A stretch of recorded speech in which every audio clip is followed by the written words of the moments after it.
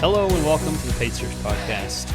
My name is Chris, and today I'm going to tell you how to rank number one on Google, specifically paid ads. This is not an SEO podcast.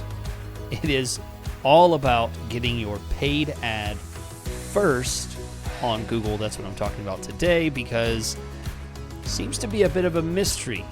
It seems like it should be easy to do, but it's actually a bit more complicated. There's a lot of decisions, a lot of things, a lot of mistakes that you can make that will keep you from actually attaining what it is that you want and potentially wasting a lot of money on your path to do it. And today I will help you to recognize those pitfalls, help you to recognize what settings, how to do it, and when you should and when you shouldn't do it, and what it all means. So that's going to be at the very end of the episode, but I promise I have two very good questions from listeners that could interest you about Google Ads. We're going to talk about those as well, and we're going to jump into that right now after I tell you about opteo.com/PSP. That is the special link that you only hear about here on the podcast, where you can get access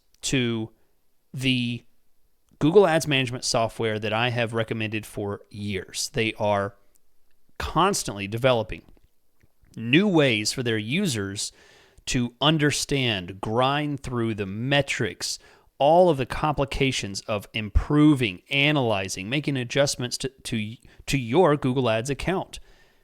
When you open up Google Ads, you're presented with metrics. There are so many metrics. It's so confusing to see, do I change this? Do I change that?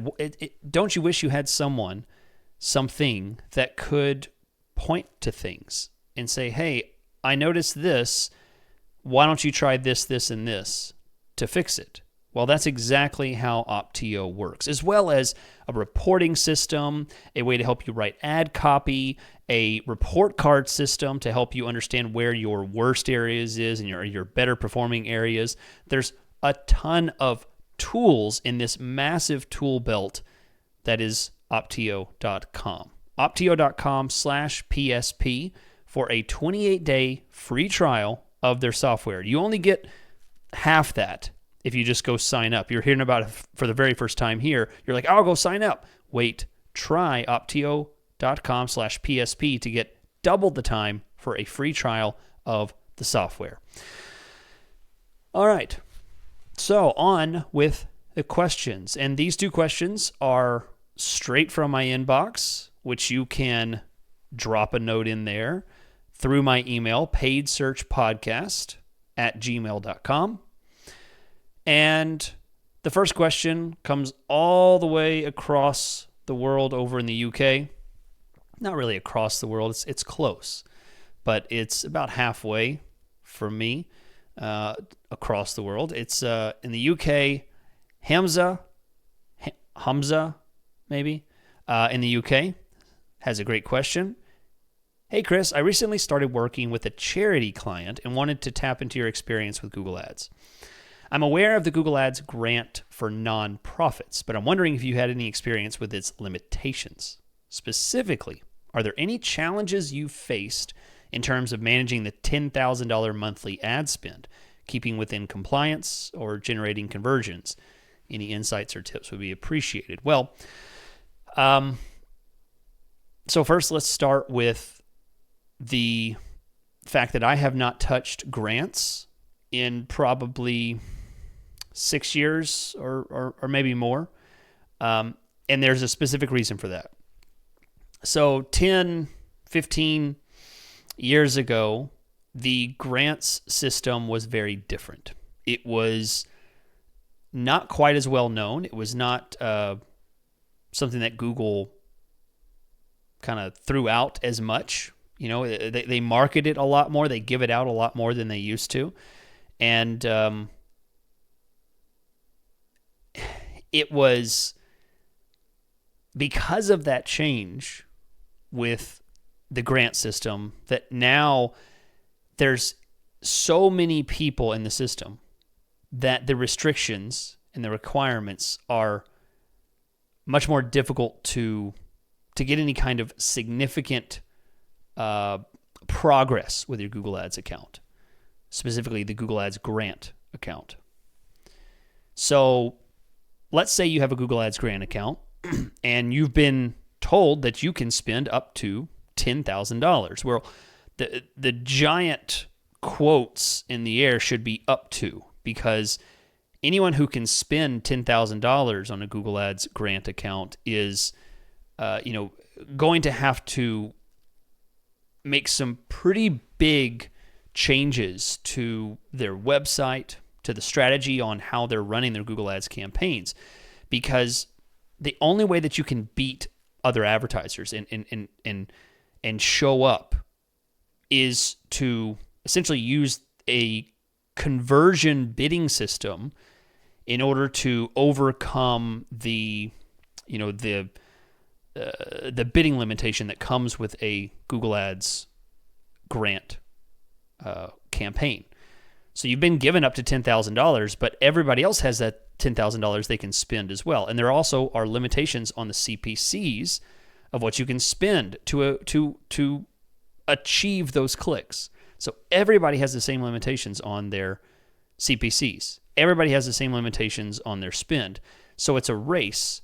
The only people who are going to pull out ahead are people that utilize conversion bidding and different strategies to help the algorithm push you further ahead because of that automated bidding. So what will often happen is someone may just build a campaign, as I describe it right here on the podcast, and you'll get nowhere because you can't bid higher than anyone else that might have the grant. So maybe you want to run a grant campaign for, helping teachers, and you come up with a bunch of keywords, and the problem is there's just not a lot of traffic around that. So, you need to maybe expand, and maybe you try something a little more generic like charities to give to or something like that. Well, bad news is there's a lot of other people that will actually advertise on those terms to show up on Google about charities to give to, especially this time of year with Christmas coming. It's a big giving time of year, so there's a lot of advertisements that will pop up at that time. So now you are not competitive in the market. So you end up not able to spend your budget. So how can you overcome that? Well, the strategy requires using conversion-based bidding. You have to use conversions and then utilize maximize conversions or target CPA or something like that to try and effectively kind of go around your CPC bid limit. It uses the algorithm. It uses the additional matching features of maximize conversions, automated bidding, to get you more than what your minimum CPC ceiling would be otherwise. So it's not as simple as you would hope. It's actually quite frustrating at times because spending to that maximum $10,000 limit is very difficult.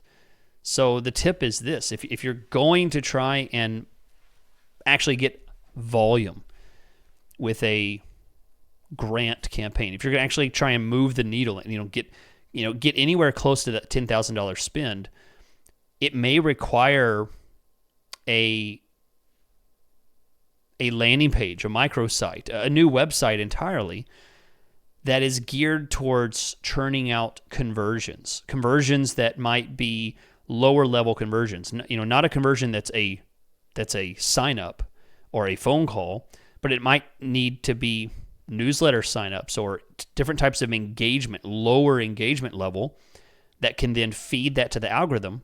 And then in turn, the algorithm gets you more traffic because it's feeding on those conversions. And it's a constant rotation of more conversions, more traffic, more conversions, more traffic. And not the key to this is making sure that you are utilizing conversions in the most efficient way possible so that you're feeding the algorithm. The algorithm will feed you traffic back. So that's the way to get around that limitation on the CPC. And the fact that I don't really touch them anymore, I think is a testament to how specialized this industry has become. If you're really interested, probably would want to seek out some specialists. There are some specialist agencies out there that work specifically in the Google grant system, and it might be best to try and find some of those, because it is not an easy industry. Because the industry is essentially anyone that has a grant campaign, right? You're not just competing against anyone else who wants to help teachers or help kids or help firefighters, right? Now you're competing against anyone else that might be bumping up against you on nonprofits to give to this Christmas and things like that. There's a lot of competition. There's only so much search out there, but there sure are a lot of nonprofit campaigns that are actively trying to generate traffic for their nonprofit. So let's move on now. I have an email from Greg in the U.S. I don't know exactly where, but Greg in the U.S. says, I am a 28-year-old looking to buy a plumbing business somewhere in the USA. Before I buy one, I'd like to see how competitive a market is in terms of cost per lead. How do you typically go about doing this? I've tried using SpyFu in the past and haven't learned much at all. Okay, so Greg, you've definitely learned a lesson, because that's where a lot of people would go.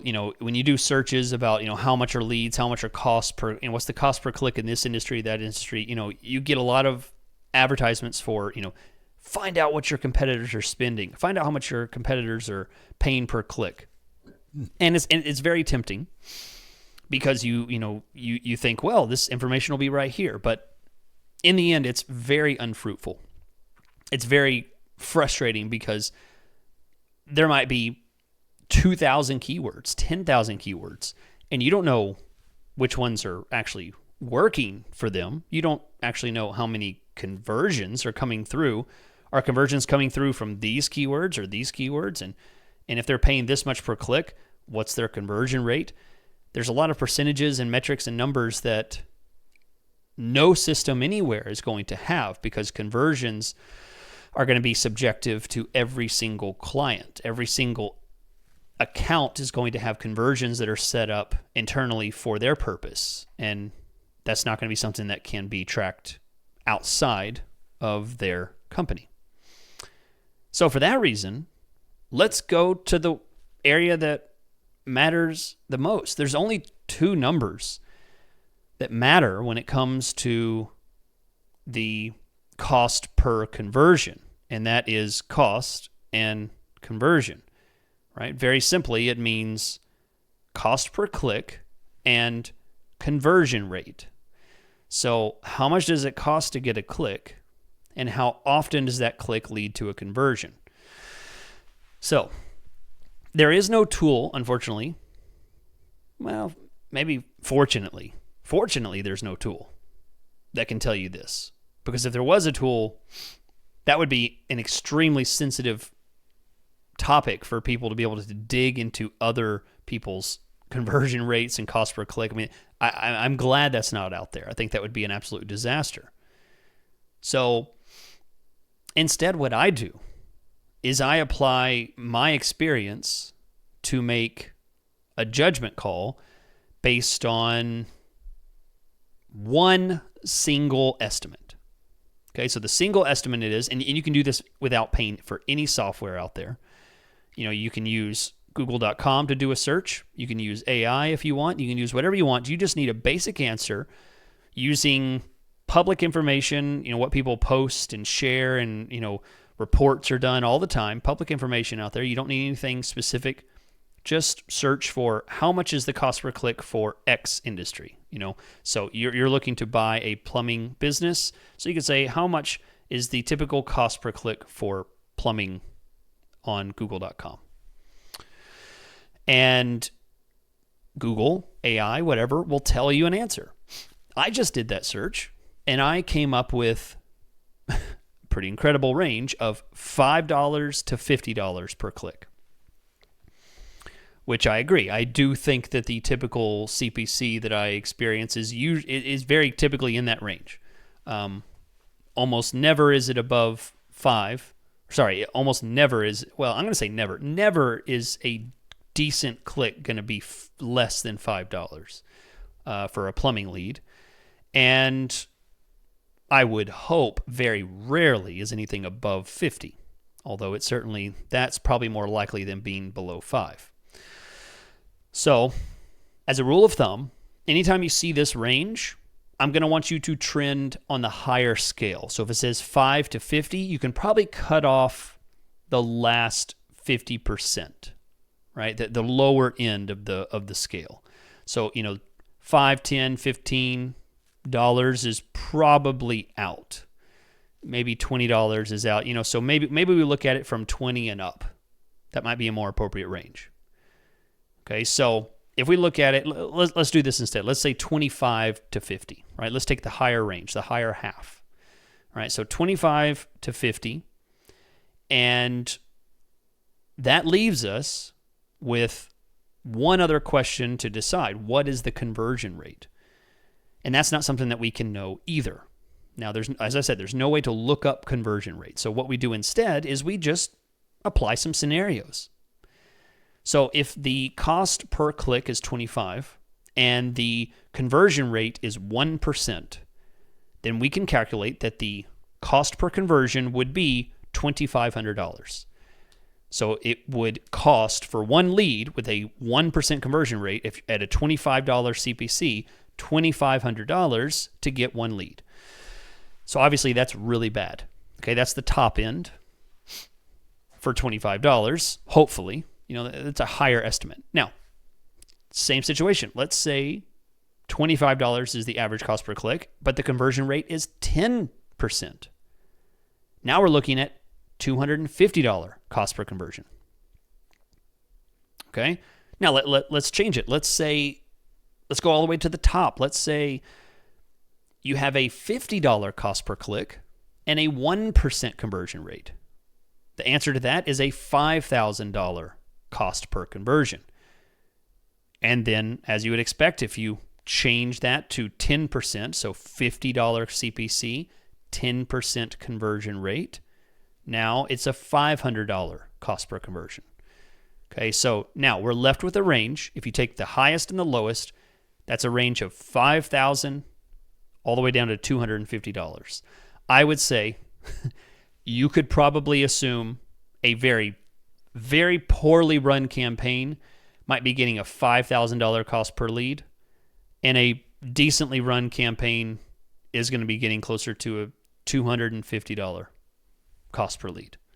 So the answer is probably somewhere in there. Maybe better. Maybe they're getting a $15 CPC, and they have a 10% conversion rate. So that'd be a $150 cost per conversion.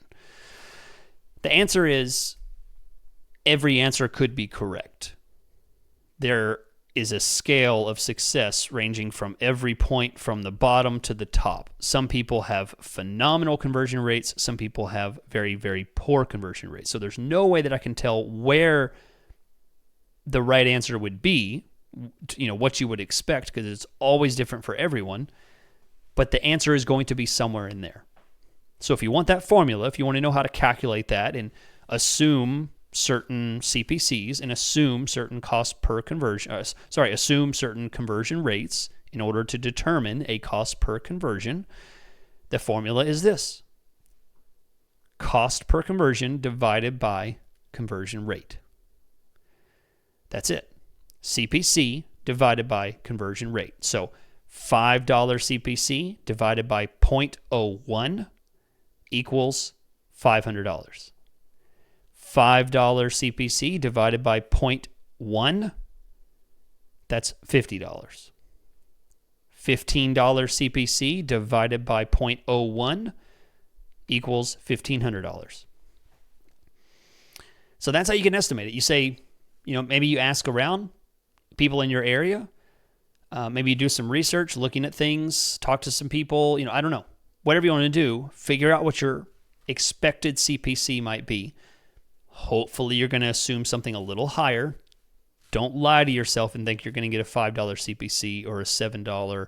It's going to be closer to a $10, $15, $20, $25 range.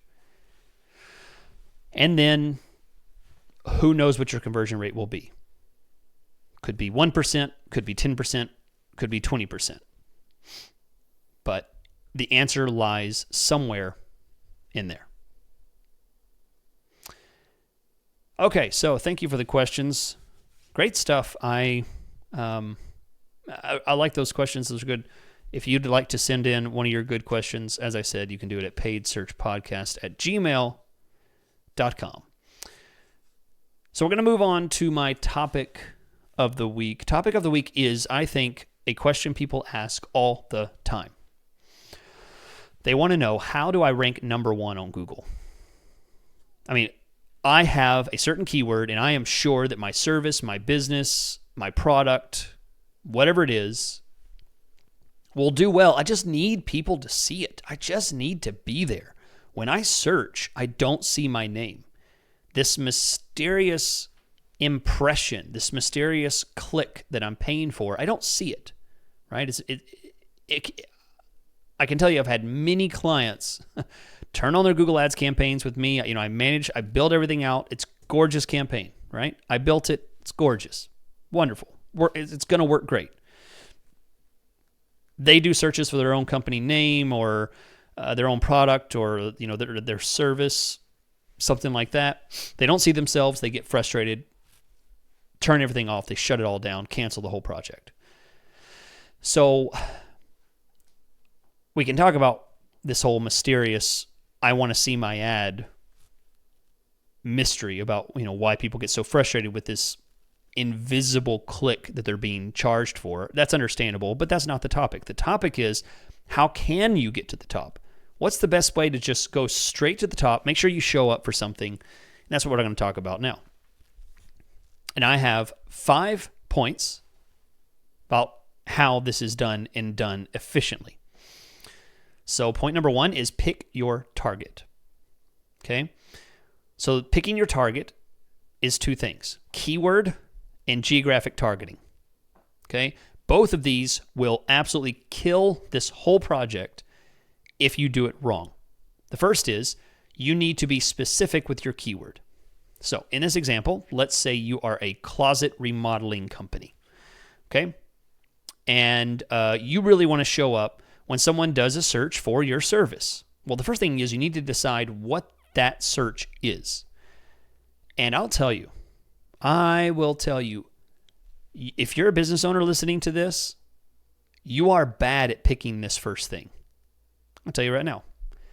Most business owners are absolutely horrendous at picking what their best keyword would be. You think people are searching for this weird thing. And I'll tell you why you're bad at it. Okay? You're bad at it because you're in the industry and you know what the industry term is. You know how you describe your business. And when you talk to someone, you use these industry terms. And what do people usually say? They say, huh? What do you do? What does that mean? Right? That's what they say. Because you're in the industry, you use in-industry terms, and then you expect people to search for these in-industry terms. So you might think for closet remodeling that closet remodeling might be a great search. But I'll tell you, that may not be how people think of the term. They might just say custom closet design, custom closet designer, something like that. You know, I don't know. But the first thing is, you need to decide what you're going to pick. You can't pick everything, because this doesn't work if you don't pick something specific. If you want to really test whether you can get calls, leads, sales from a specific term, you need to pick that specific term. So the first rule is, be careful about what you pick, because you, the business owner, are bad at this. You might need to do some kind of research, something, you know. So ideally, you derive what this keyword is because you're running other campaigns and you can see data to prove that this search is common and you do well with this. You know, this is a very good search for you. So you really command this search. That's why you want to be first. You want to make sure you show up first. Okay, so number one is keyword. Pick your target for your keyword. Don't pick wrong because it could ruin the whole system from here. Number two is geography. If you do this, be aware every level that you move up on your geographic targeting requires more money and makes this more expensive. So if you want to target just in an immediate city, that's going to be the cheapest level, right? There's obviously less people within a 5-mile radius, 10-mile radius versus a state and certainly a country. So choose appropriately based on how much you can afford. Each level you move beyond city, state, region, national will cost you more because there will be more searches. Okay? So the worst mistake you can make here is pick something really broad like closet company rather than custom closet designer, custom closet design, right? That might be a lot better. And the other mistake you can make is you decide, I think anyone, really, I'm willing to travel to anyone in the whole Southeast region, Florida, Georgia, anywhere. You just target 100 million people, right? And you've completely screwed up your chances, right? You've picked a bad keyword and your geographic area is way too broad. So be careful about that. That's the number one thing. Now, number two. These are the technical settings. Number one, you should only do this with exact match. Do not use phrase or broad. That's important because if you pick a very specific keyword, you need that keyword and keywords very much like it. Very little variation, because this is a test to see if you can be really precise and hit boom, boom, boom, first position on this keyword over and over again. Because you want to figure out, does it work? Is this good? Do I have the right page? Can I move the needle here on my business if I get traffic looking exclusively for this thing?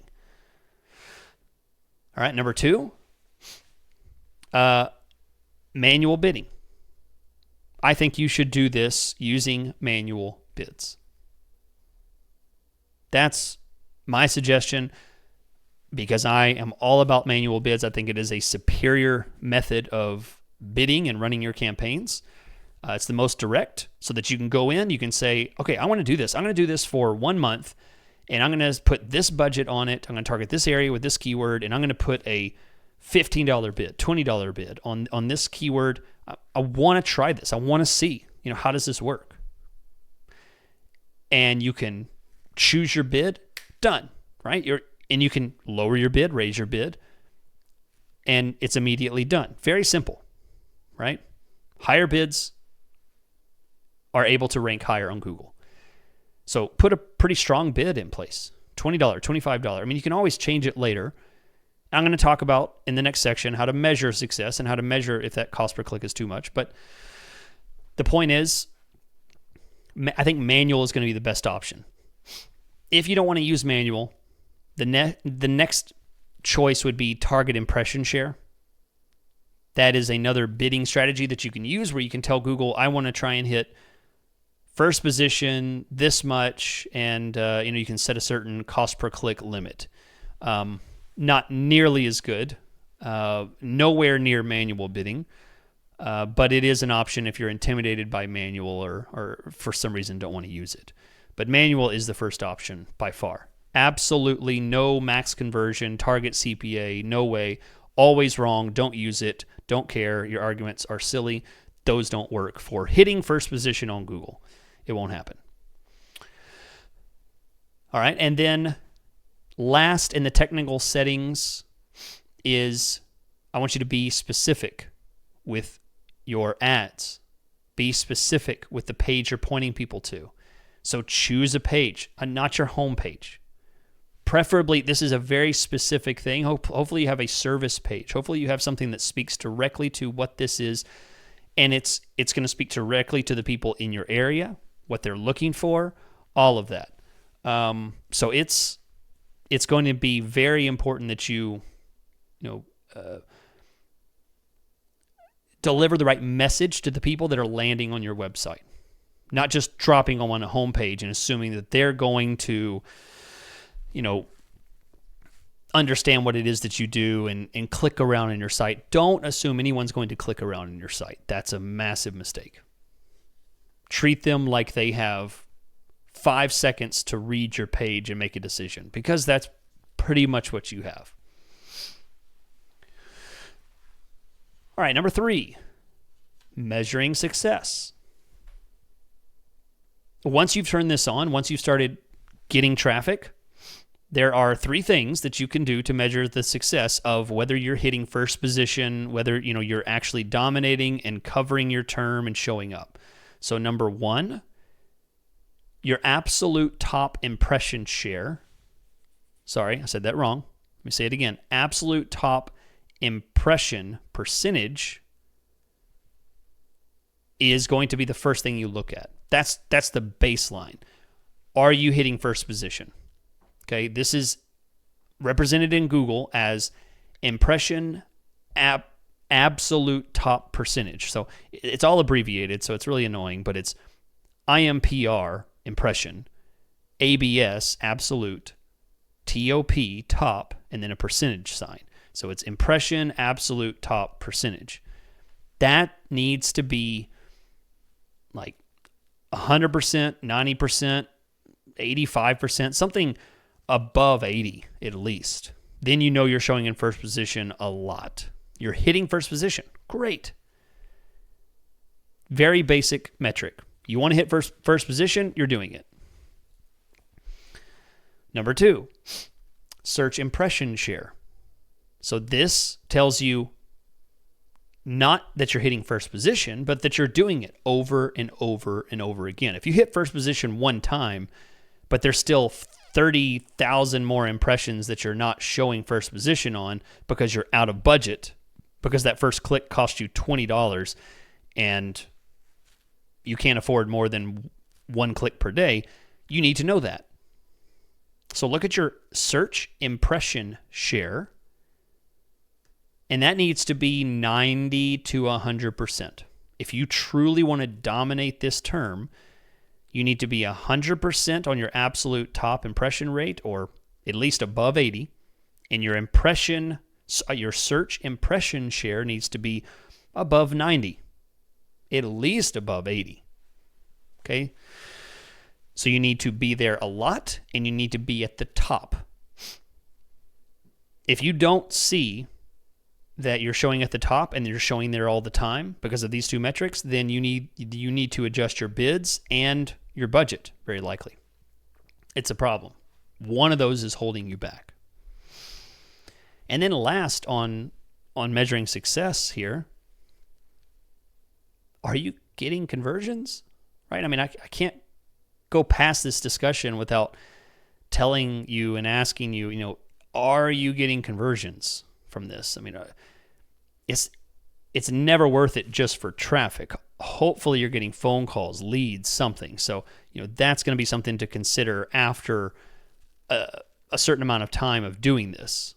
You never want to continue if you're not getting something out of it. Google Ads is worthless if you don't get a return. And nobody runs Google Ads without some return in mind. All right. So I have 2 more sections here. We're going to talk about adjustments and one bonus tip, number 5, that I'm going to talk about. Real quick, I'm going to remind you about Opteo, opteo.com/PSP, to get a 28-day free trial of my favorite Google Ads management software out there. It is something that a lot of people use now. I love to be the spokesman on this. A lot of people have discovered it and realize, oh my goodness, my life is so much easier because of this tool. And I'm telling you, it really is. It's really nice. You can try it for free for 28 days at opteo.com/PSP. So last 2. Adjustments. Number 4, adjustments. If you cannot afford something, if you find that, turns out, Chris, I did everything you said, but my impression share is so low, I can't afford, it's so competitive on this term. Well, you need to change something. Perhaps go back to the keyword itself. Maybe you need to be more specific. Maybe you need a keyword that's less searched. Try adding some terminology to it, right? Custom closet Dallas, custom closet Fort Worth, something more specific. Custom closets near me, perhaps, is better rather than just custom closet design. So try some different keywords. Try and see what you can do if you're hitting the wall on your budget in your bids. It's just costing too much. Try doing that. Another option: shrink your geographic targeting. Instead of doing an entire state, try doing a few counties. Instead of doing a few counties, maybe target a certain radius. Instead of a radius, maybe try a few zip codes. See what you can do there. Okay, shrink something, because there's always less as you get more and more specific in Google Ads. And then another option is, this one's not going to be as impactful, but you can limit your ad schedule. Maybe you only show from 12 to 5 p.m., right? Or maybe you only show from 8 to 12 p.m. So maybe you only show a few hours of the day rather than 24 hours. Maybe you only show from 8 to 5. That's not going to make a big enough difference. Obviously, most of the traffic is going to be 8 to 5. But that could make a difference for some people.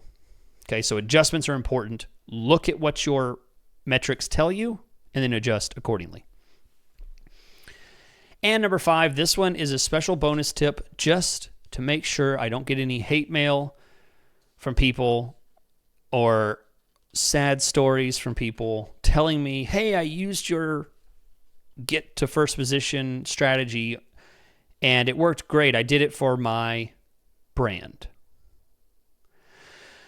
Please don't use this strategy for your brand. Please don't invest this money to make sure your company name is what you're spending this money on. Don't advertise for your brand name unless you're forced to do it. And when I say forced, that means someone out there, some jerk, is directly bidding against your company name. Right? If someone was bidding on your company name specifically, and you use different ways to determine if they're consistently showing up and it's yours specifically, not because it showed up once, but because it's consistently showing up. If that is a problem, then I think that could possibly justify paying for your own brand name. But please do not think that it is responsible, smart, creative, or in any way a good idea to advertise for your own brand name, product name. If you're a lawyer out there, don't pay for your own lawyer name out there unless you're forced, unless someone is advertising directly and they have a campaign directly against you, which happens, but it doesn't happen as much as people think. So that is it. Thank you so much for listening to the podcast. My name is Chris Schaefer. I am a Google Ads manager. Been doing it for 21 years now. It's all I do out of my home in Texas. If you're interested in speaking to me about management of your Google Ads account, feel free to reach out. My website is chrisschaefer.com. I also offer training, coaching for people who want to learn to do it themselves or just have questions about their account. Those are sessions that I do live through Zoom. I do those every single day. I've done probably 1,000 or more of them at this point. But thank you so much for being here. I will catch you guys